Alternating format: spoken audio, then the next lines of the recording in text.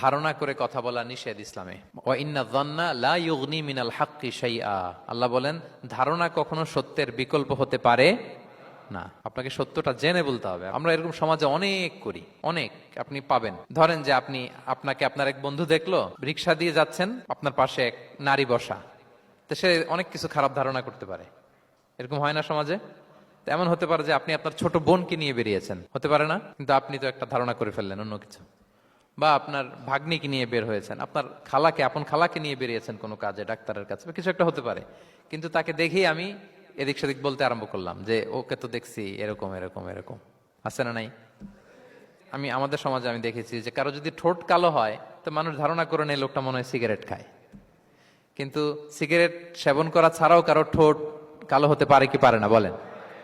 এই যে এগুলো সমাজে প্রচলিত। বিয়ে করার পর পর ইমিডিয়েট যদি কেউ একটা গাড়ি কিনে বা হুন্ডা কিনে, এটা কি বলে বলেন তো? এই বোধহয় শ্বশুর বাড়ি থেকে যৌতুক নিয়ে আসছে। দেখছেন, এরকম ভুরি ভুরি আপনি সমাজে পাবেন। আন্দাজে, ধারণার উপরে আমরা অনেক কথা বলে ফেলি, কিন্তু নিশ্চিত না হয়ে আপনি কোনো কমেন্টসে যেতে পারবেন না। এটা একেবারে নিষেধ।